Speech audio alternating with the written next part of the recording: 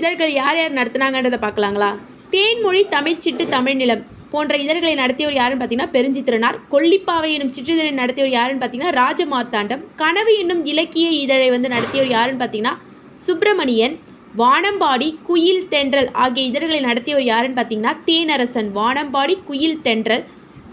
தமது வீட்டில் வட்டத்தொட்டி எனும் பெயரில் இலக்கிய கூடங்களை நடத்தியவர் யாருன்னு பார்த்தீங்கன்னா டி.கே. சிதம்பரனார்.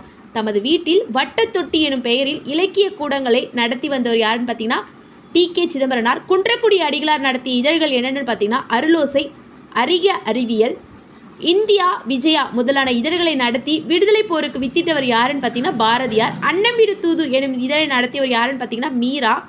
அயோத்திதாசர் சென்னையில் ஒரு பைசா தமிழன் என்ற வார இதழை காலனா விலையில் விற்று எப்பன்னு பார்த்தீங்கன்னா 1907. பின்பு பார்த்தீங்கன்னா ஒரு ஆண்டிலே இதனுடைய பேரை மாற்றிருப்பார். என்னன்னு பார்த்தீங்கன்னா தமிழன் மாற்றிருப்பார்.